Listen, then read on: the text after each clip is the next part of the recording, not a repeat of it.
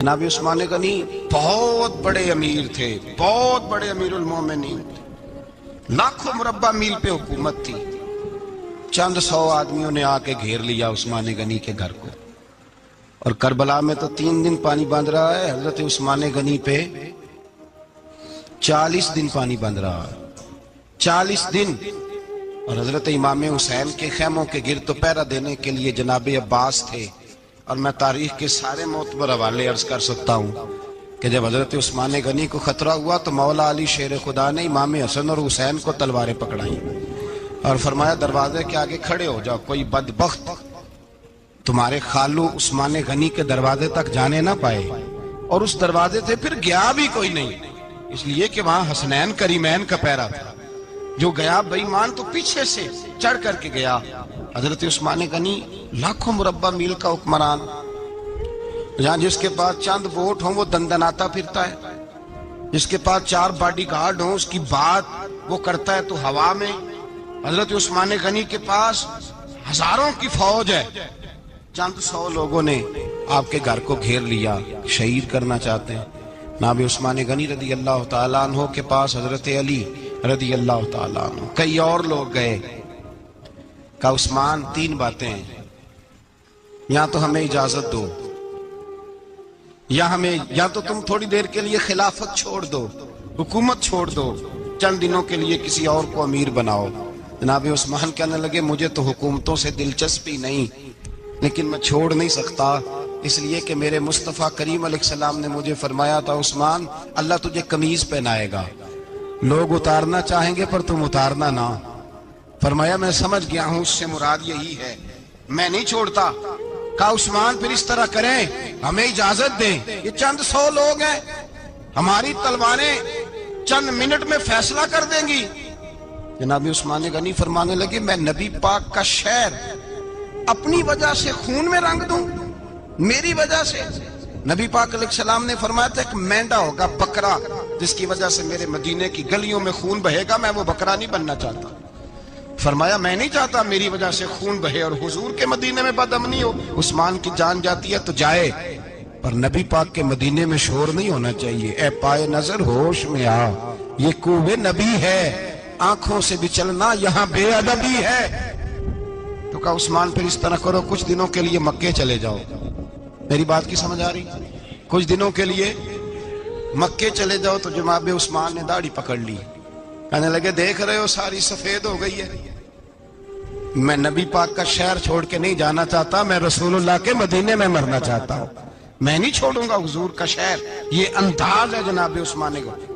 بڑا ستایا گیا حضرت عثمان غنی کو، پراپوگنڈے کیے گئے، آپ کے خلاف مہم چلی، عبداللہ ابن سبا نے بڑی مہم جوئی کی آپ کے خلاف، یہودیوں نے مسلمانوں کا روپ دھار کر بڑا آپ کو ستایا، تکلیفیں دی، جی آپ اپنے رشتہ داروں کو بڑا دیتے ہیں، فرمایا کرتے تھے جیب سے دیتا ہوں، مال خزانہ سے نہیں دیتا۔ حضرت عثمان غنی رضی اللہ تعالیٰ عنہ کو بڑا ستایا گیا۔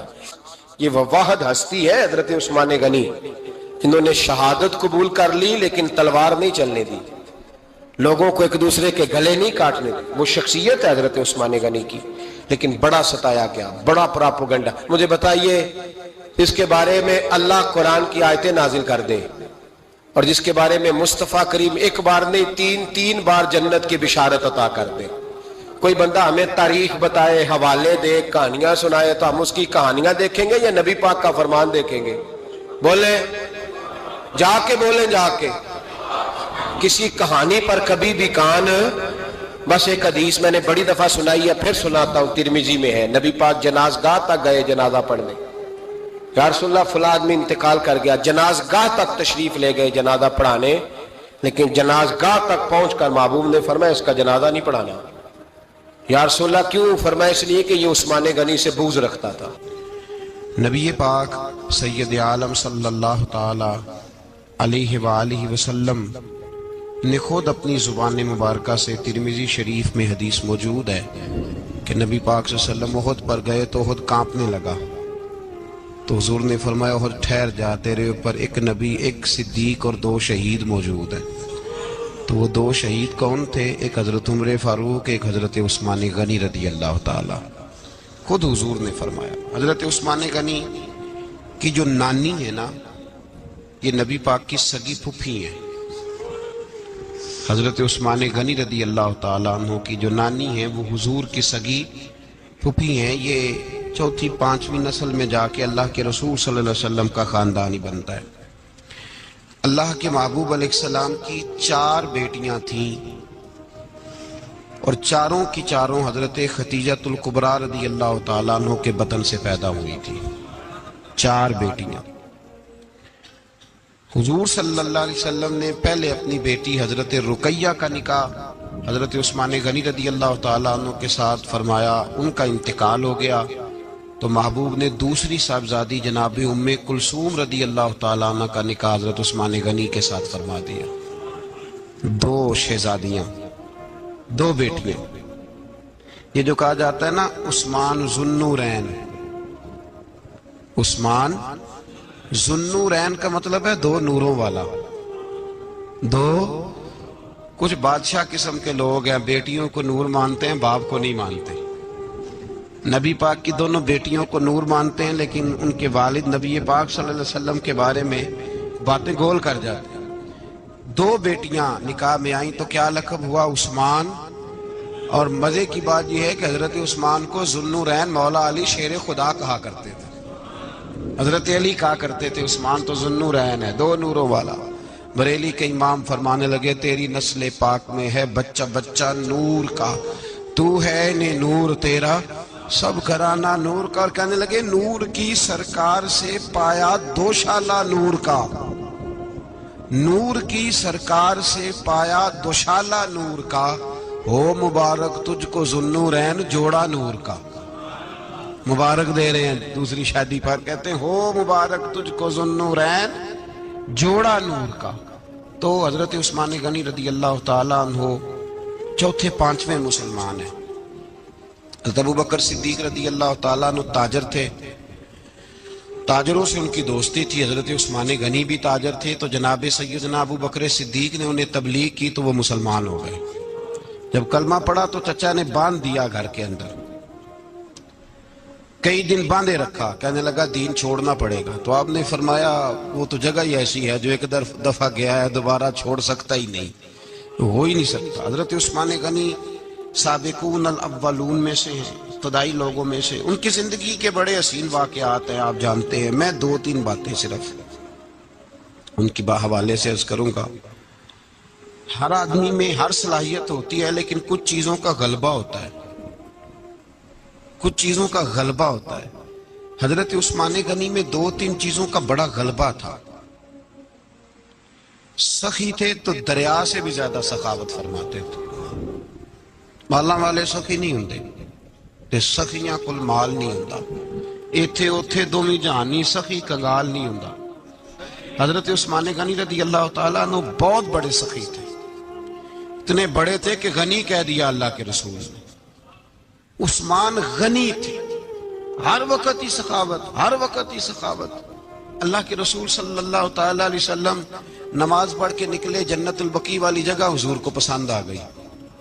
فرمایا کچھ صحابہ آتے ہیں یہاں تو انہیں سواریاں کھڑی کرنے کا مسئلہ ہے۔ آج کل نہیں مسئلہ ہوتا پارکنگ کا، اس زمانے میں اونٹ گھوڑے باندھنے کے لیے حویلی چاہیے تھی۔ تو حضور علیہ الصلوۃ والسلام آ کے بیٹھے تو فرمایا جگہ بڑی اچھی ہے، کبھی مل جائے نا تو صحابہ کو سواریاں باندھنے کے لیے اچھی رہے گی۔ عثمان پیچھے بیٹھے تھے، وہیں سے گردن جھکائی اور پیچھے سے نکل گئے۔ حضور نے فرمایا ادھر آؤ، کہاں جا رہے ہو؟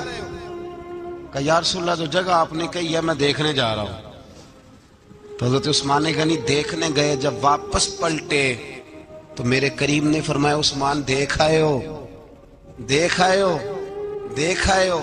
عرض کی محبوبہ دیکھنی کیا تھی، تجھے پسند آئی تھی، میں خرید آیا ہوں، خرید آیا ہوں۔ دیکھنا آنا جانا یہ تو وہاں ہوتا ہے جہاں سودے بازی ہو، رنگے چمن پسند نہ پھولوں کی بو پسند، ہم کو ہے وہ پسند جسے آئے تو پسند۔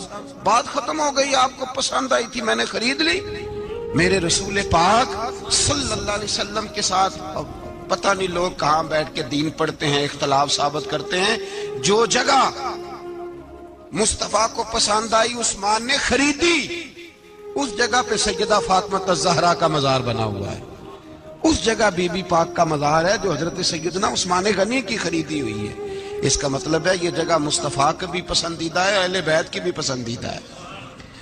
हजरत उस्मान गनी का मिजाज है, हुजूर ऐलान कर रहे थे, इसका मतलब है चंदे का ऐलान करना भी नबी पाक की सुन्नत है, इसलिए हम भी कभी कभी ये सुन्नत अदा कर लेते हैं। चंदे का हुजूर ने ऐलान किया, जैशे उसरा के लिए बहुत बड़ा लश्कर जाना था, फरमाया उठो भाई हिस्सा डालो। हजरत उस्मान ने दाएं बाएं देखा, कितने बहुत ज्यादा सिपाहियों के लिए बहुत ज्यादा सामान चाहिए, कहत का जमाना है। जनाब उस्मान उठे का या रसूलल्लाह 100 फौजियों का खर्चा, उनका घोड़ा भी दूंगा, घोड़े पर रखने के लिए या रसूलल्लाह सल्लल्लाहु अलैहि वसल्लम जो कजाबा होता है, काठी होती है, वो भी मेरी, फौजी की वर्दी भी मेरी, और जब तक वापस आएगा तब तक सारा खाने का खर्चा भी मेरा। नबी पाक सल्लल्लाहु अलैहि वसल्लम मुस्कुराए, फरमाया उस्मान अल्लाह तुझसे राजी हो। थोड़ी देर के बाद फरमाया फिर उठो भाई।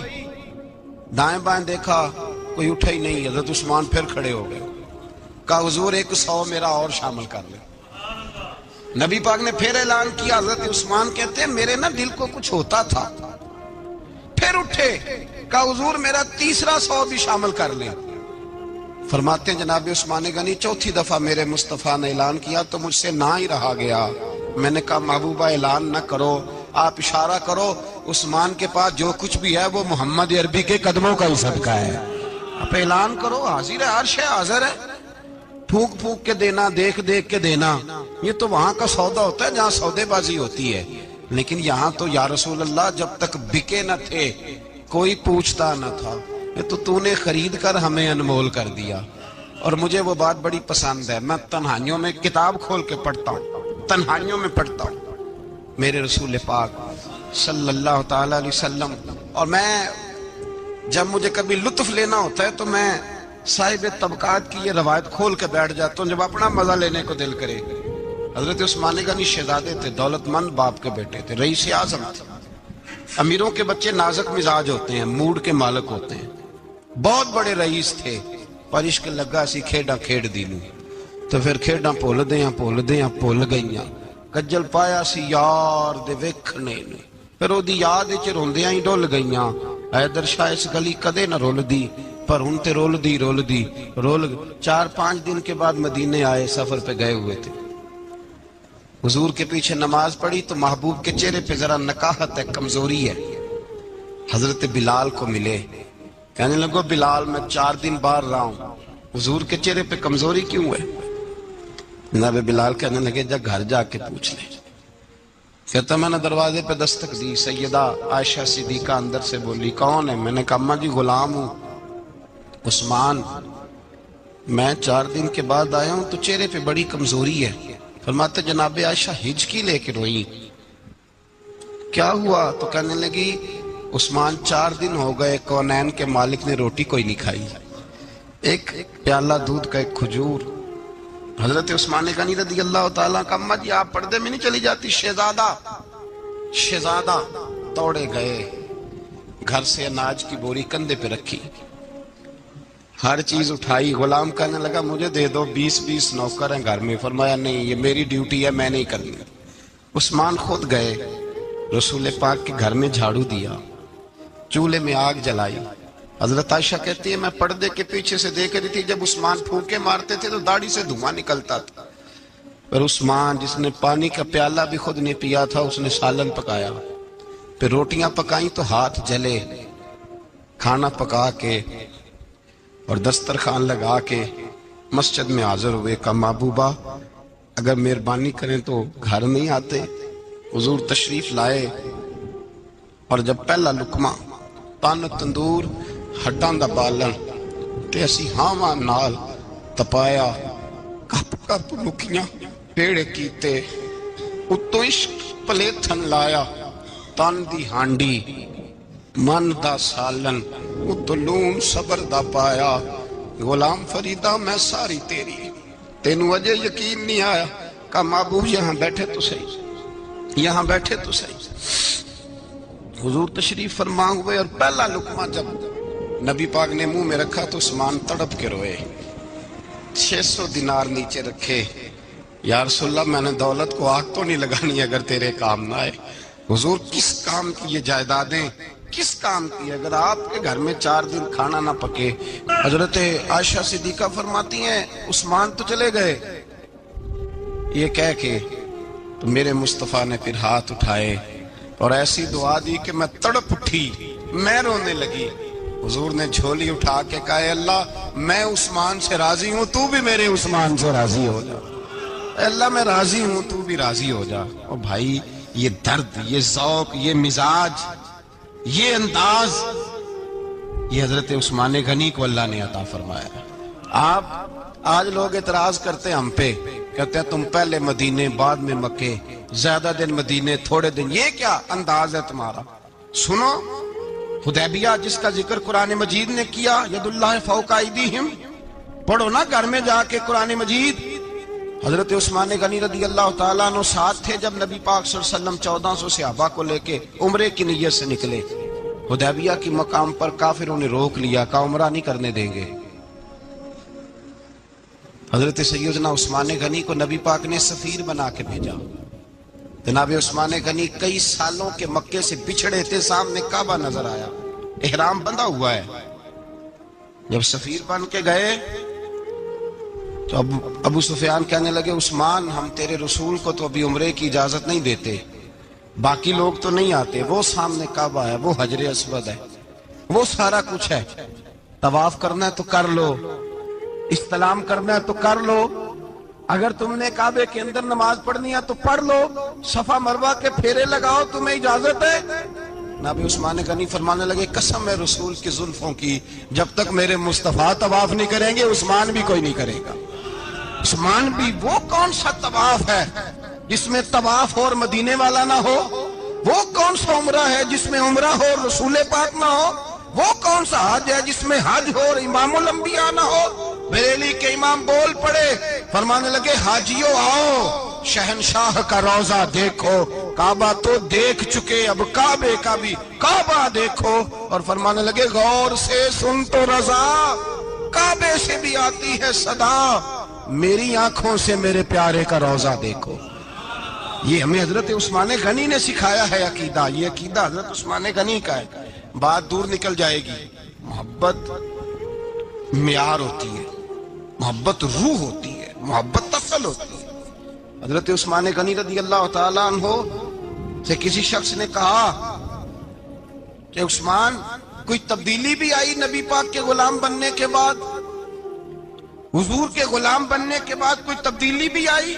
لوگ اپنی اپنی تبدیلیاں بتاتے رہے. جناب عثمان غنی نے 2 جملے کہے، لوگ کہتے ہیں ہماری چیخیں نکل گئیں، یہ معراج حضور سے پیار کی محبت اور عشق کا یہ رنگ عثمان غنی کا.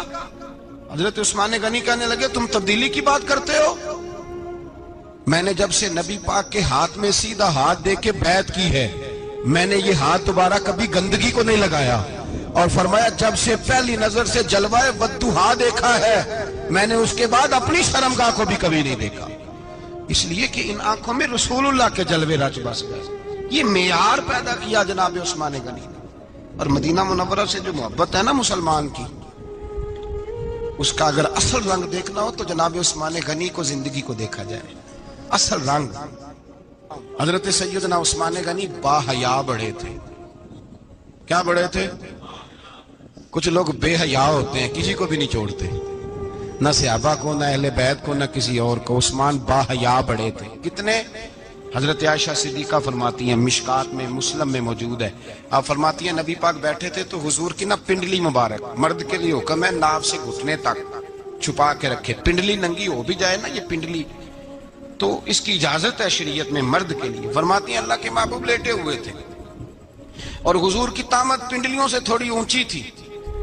تو حضرت ابوبکر صدیق آئے تو نبی پاک نے فرمایا آ جاؤ. حضور لیٹے رہے. ماتی تھوڑی دیر گزری تو حضرت عمر فاروق آئے، حضور اجازت ہے؟ تو نبی پاک صلی اللہ علیہ وسلم نے فرمایا آ جاؤ. نبی پاک لیٹے رہے. چند لمحے گزرے تو عثمان غنی آ گئے. حضور آ جاؤ. فرمایا 1 منٹ. اللہ کے حبیب اٹھے، طامت مبارک کو سمیٹا، پنڈلیوں کو ڈھانپا. حضور بیٹھے، عثمان آئے، باتیں ہوئی، چلے گئے. حضرت عائشہ کہتی ہے میں پردے کے پیچھے سے دیکھ رہی تھی، मैं हाजिर खिदमत हुई, का महबूबा समझ नहीं आई। आए अबू बकर भी हैं, मेरे वालिद आए, उमर भी हैं, मकाम उनका भी बड़ा है, पर उस्मान आए तो आपने कपड़ा सीधा किया। फरमाया आयशा मैं उससे हया ना करूं जिससे अल्लाह के फरिश्ते भी हया करते हैं। हजरत उस्मान गनी रदी अल्लाह ताला अन्हु अपने घर के अंदर होते तो कई कपड़े लपेटे रहते, कई कपड़े जनाब। मैं एक नतीजा आपके सामने रखना चाहता हूं, मेरी तरफ देखे, कई कपड़े लपेटे रहते, कपड़ों के ऊपर कपड़े, शर्मो हया के पैकर। जनाब उस्मान गनी गुस्ल करते तो कपड़ों समेत करते, फरमाते ना भाई मुझे शर्म आती, पैक करे शर्मो हया। उसका नतीजा क्या निकला?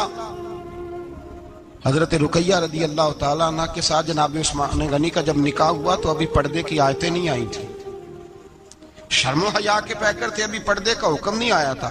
सहाबा बेदरेग आते जाते थे एक दूसरे के घरों में। अल्लाह के महबूब अलैहिस्सलाम ने गोश्त पकाया तो फरमाया हजरत उसामा बिन जैद को जाओ उस्मान को भी दे आओ। जनाब उसामा बिन जैद फरमाते हैं मैंने गोश्त पकड़ा, सालन पकड़ा और उनके घर पहुंचा, जामे तिरमिजी में मौजूद है। फरमाते हैं मैं जब अंदर दाखिल हुआ मुस्तफ़ा की शहजादी को देखा और फिर उस्मान गनी को देखा। फरमाते हैं जिन्हें मैंने देखा ऐसा जोड़ा मैंने कभी नहीं देखा था। मैं बस हल्का सा मुस्कुरा के पलट आया, ना उन्होंने कुछ पूछा ना मैंने कुछ बताया।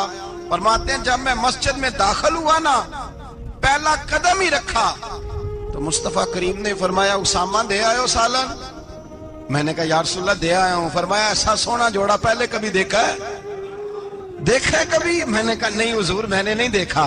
तो मेरे मुस्तफ़ा करीम, ये लफ्ज तिरमिजी के नहीं, ईशा वलीउल्लाह साहब ने इज़ालतुल खिफा में लिखे, मेरे महबूब पाक अलैहिस्सलाम ने फरमाया उस्मान की शक्ल एक तो जद्दुल अंबिया इब्राहिम खलीलुल्लाह से मिलती है और दूसरा फरमाया अगर किसी ने मेरे जलवे देखने हो तो वो भी उस्मान के चेहरे में नजर आएंगे। ओ नौजवानों पैगाम दे रहा हूं, रिजल्ट निकाल रहा हूं।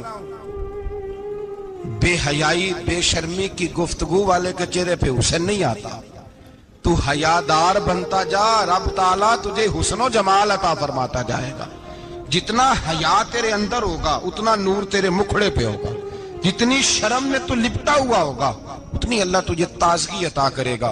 मेरे अल्लाह फरमाया करते जो गंद बोलता है उसके चेहरे का हुस्न सबसे पहले छिन जाता है, और फरमाया जो बुरी बातें सोचता है जिसकी सोच बुरी होती है सबसे पहले उसके चेहरे का हुस्न बिगड़ता है। अगर तू चाहता है ताजा रहे, ठंडा रहे, नूरानी रहे, तो फिर हजरत उस्मान ने तुझे बताया है कि शर्म वाला बन के रहे, अल्लाह सबसे ज्यादा हुस्न तुझे ही अता फरमा देगा। ज्यादा बोलने वाला, ज्यादा बातें करने वाला, जो मुंह में आया कह गया, उस आदमी की नूरानियत चली जाती है। अगर लोग वो करीमों से नहीं आता और नाई के पास बैठ के चेहरे पे रोज नया डिजाइन नई लकीर बनवाने से हुस्न नहीं आता, हुस्न शर्मो हया से आता है। ये जो हम आरजी हुस्न खरीद के लाते हैं ना 4 पैसे का, ये मांद नहीं पड़ता, ये तबाह करता है और ये तबाह हो जाता है। कुछ लोग ऐसे होते हैं, कुछ लोग जिनके पास बैठने को इतना दिल नहीं करता जितना उनका चेहरा देखने को दिल करता है। उनके पास बैठने को बाजू का दिल करता है कि बस ना जरा। और तबीयत आज मैं होके आया हूँ उस्ताद जी सादक साहब रहमतुल्लाह अलैह, मैंने इन बुजुर्गों को देखा है, हमने नजर भर के आंखों में आंखें डाल के तो बड़ा कम देखा है। हम चोरी देखा करते थे, चोरी मैं वेखा ते मेरा यार न वेखे, तो जे मैं नाम वेखा ते ओ वेखे, हम लोग चोरी देखा करते थे। मैंने अपने हजरत साहब को भी शायद ही कभी आंखों में आंखें डाल के देखा हो, तभी देखा है जब वो किसी और को देख रहे होते थे। भाई इन लोगों के अंदर का हुस्न शर्मो हया मासूमियत बन के इनके चेहरों पे निखर आता था। हजरत उस्मान गनी की शर्मो हया नूरानियत बन के उनके चेहरे पे आ गई थी। जनाब उस्मान गनी पैकरे शर्मो हया थे। एक बात कर दूं और खत्म करूं। हजरत उस्मान फरमाया करते थे मुझे 3 बातें बड़ी पसंद है। कितनी? सारे बोले हो कितनी जी? तो कौन कौन सी? फरमाया करते थे भूखे को रोटी खिलाना, नंगे को कपड़ा पहनाना, और तीसरा मेरा दिल करता है मुझे और कोई काम ना हो, कुरान पाक मेरे सामने रहे और मैं सारा दिन तिलावत ही करता रहूं। 3 बातें पसंद थी, भूखे को खाना खिलाना, नंगे को कपड़ा पहनाना, और यानी रोटियां बांटते रहते थे, सूट बांटते रहते थे, ये मिजाज था। फरमाते थे मेरी पसंद है। तीसरा मेरा दिल करता है कि कुरान मजीद पढ़ा रहे और मैं, वो कुएं की बात बड़ी मारूफ है, मैंने बस इशारा करना है। نبی پاک نے بھی اعلان کیا تو بڑا ہی اعلان کر دیا، فرمایا وہ میٹھے پانی کا کنواں ہے، قبضہ یہودی کا ہے، جو بندہ خرید کر وقف کرے گا نا اسے کیا ملے گا؟ تو حضور نے فرمایا میری جیب میں جنت کی ٹکٹ ہے، میں اسے جنت دے دینی۔ یہ ہے عرض جنت، یہ طیبہ کی زمین ہے، جنت بھی یہی، مال کے جنت بھی یہی ہے، جنت لے لے مجھ سے، لے لے۔ حضرت عثمان غنی گئے، اس کو کہا بھائی کنواں میرے ہاتھ بیچ دے۔ کنویں کی قیمت تھی 500-700 دینار، تو حضرت عثمان 500-600 دینار کل کنویں کی قیمت تھی۔ جناب عثمان غنی گئے، یہودی کو پتا تھا کہ یہ خریدنا چاہتے ہیں، فرمایا یار یہ کنواں بیچ دو۔ کہنے لگا نہیں بیچنا۔ فرمایا قیمت منہ مانگی، کہنے لگا قیمت میری مرضی کی۔ کہا تمہاری مرضی کی، اپنی اپنی اوقات ہوتی ہے نا قیمت لگانے کی، تمہاری مرضی کی۔ کہنے لگا میری شرط ہے، میں ایک دن کے لیے کنواں دوں گا، ایک دن میں ایک دن آپ۔ فرمایا یہ بھی منظور ہے۔ کتنے پیسے؟ اس نے کہا میں 3000 دینار لوں گا، 500-600 کا ہے۔ حضرت عثمان غنی فرمانے لگے تو نے اپنی اوقات کے مطابق 3000 مانگا ہے، میں 40,000 لے کے آیا تھا،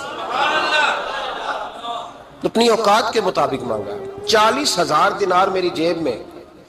یہودی کہنے لگا عثمان تو تاجر ہے، اور عام تاجر نہیں، عالمی سطح کا تاجر ہے، لوگ تیری تجارت کی مثالیں عرب میں دیتے ہیں، پر 500-600 کا کنواں 40,000۔